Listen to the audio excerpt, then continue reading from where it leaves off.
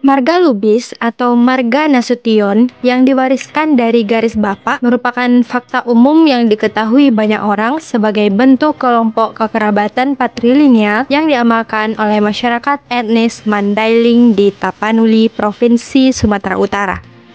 Tapi, pernahkah terdengar tentang suku Lubis atau suku Nasution sebagai bentuk kelompok kekerabatan matrilineal yang diwariskan dari pihak ibu? Nah, kali ini kita akan membahas tentang Nagari Simpang Tonang, tempat di mana kita dapat menemukan suku Lubis atau suku Nasution sebagai kelompok kekerabatan matrilineal. Secara administrasi pemerintahan, Nagari Simpang Tonang terletak di Kecamatan Duokoto, Kabupaten Pasaman, Provinsi Sumatera Barat. Penamaan Duokoto ini merujuk pada jumlah nagari yang membentuk Kecamatan Duokoto, yakni Nagari Simpang Tonang dan Nagari Cubada. Ibu kota Kecamatan Duokoto ini berkedudukan di Simpang Tigo Andilan yang sebenarnya berada di Jorong Setia Nagari Simpang Tonang. Kita mulai dengan keunikan geografis Nagari Simpang Tonang dengan eksklave yang dimilikinya. Eksklave sendiri memiliki definisi sebagai daerah dalam suatu wilayah yang secara geografis terpisah sepenuhnya dari daerah utamanya oleh kawasan lain. Nagari Simpang Tonang memiliki bagian yang terpisah dari kawasan utama nagari. Eksklave Simpang Tonang ini berada di Jorong Purnama yang dipisahkan oleh Nagari Cubada. Artinya, masyarakat yang bermukim di Jorong Purnama untuk menuju kawasan utama Nagari Simpang Tonang harus melewati wilayah Nagari Cubada terlebih dahulu.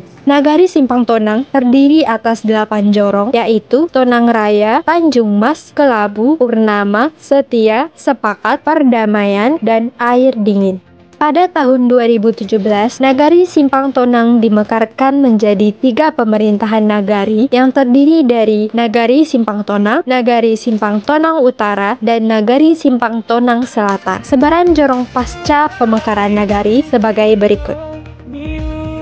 Tidak hanya keunikan geografis, Nagari Simpang Tonang juga memiliki keunikan dalam aspek sosial dan budaya. Keunikan pertama Nagari Simpang Tonang adalah nama suku. Suku yang dominan di Nagari Simpang Tonang adalah suku Lubis dan suku Nasution. Di Nagari Simpang Tonang, hal ini disebut suku, bukan marga, karena suku-suku tersebut memang diwariskan dari garis ibu. Seperti halnya pewarisan suku bagi masyarakat Minangkabau pada umumnya. Yang terasa janggal adalah nama suku yang sama persis dengan nama marga pada etnis Mandailing yang bermukim di utara Rantau Pasaman. Orang Simpang Tonang memang berasal dari Mandailing yang saat ini berada dalam wilayah Provinsi Sumatera Utara. Orang Simpang Tonang dan Cubada diyakini sebagai orang Mandailing yang melakukan migrasi paling awal ke Rantau Pasaman. Hanya saja, orang Simpang Tonang tidak lagi mengamalkan adat Mandailing yang patrilineal, namun menggantinya dengan adat Minangkabau yang matrilineal. Salah satunya dapat dilihat dari pewarisan suku yang diturunkan dari pihak ibu, namun dengan tetap mengambil nama marga sebagai nama suku. Hal yang sama juga berlaku dalam sistem perkawinan, di mana adat Sumando yang mana laki-laki datang dan bermukim dalam lingkungan keluarga istri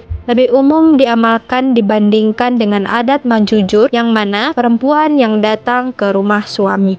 Nagari Simpang Tonang memiliki kaampe suku yang lengkap sebagai syarat syah sebuah nagari secara adat Minangkabau. Selain suku Lubis dan Nasution, juga terdapat suku Mais dan suku Batubara. Sehingga syarat pendirian nagari yang harus disusun oleh 4 suku terpenuhi. Salah satu peninggalan budaya yang dapat ditemukan di Nagari Simpang Tonang adalah rumah gadang suku Nasution yang terletak di Simpang Duku. Kawasan Simpang Duku terletak agak utara dekat dengan Gunung Kelabu yang berbatasan dengan Pekantan dan Kota Nopan, Kabupaten Mandailing Natal, Provinsi Sumatera Utara. Keunikan kedua adalah bahasa. Walaupun sudah mengamalkan adat Minangkabau, namun dalam kesehariannya masyarakat Simpang Tonang memakai memakai bahasa Mandailing. Walau begitu, mereka juga bisa berbahasa Minang, terutama ketika berinteraksi dengan penutur bahasa Minangkabau. Karena bahasa kesehariannya bahasa Mandailing, maka bahasa Minang orang Simpang Tonang sangat dipengaruhi oleh logat atau aksen Mandailing. Bahasa Minang menjadi penting karena nagari Simpang Tonang diapit oleh dua wilayah yang berbahasa Minangkabau, Talu dan Sinurui di sisi barat dan Panti di sisi timur. Jika masyarakat di Luhak Nantigo, kawasan inti kebudayaan Minangkabau, orang bingung menentukan afiliasi sistem adatnya, apakah masuk Koto Piliang atau Bodi Caniago, maka masyarakat di rantau Pasaman, terutama di daerah sepanjang perbatasan dengan wilayah kebudayaan etnis Mandailing, orang dibuat bingung untuk mengafiliasi apakah mereka Minangkabau atau Mandailing. Hal ini digambarkan oleh pantun adat Pisang si kalek-kalek hutan, pisang tambatu nan bagatah, Mandailing inyo bukan, Minangkabau inyo antah.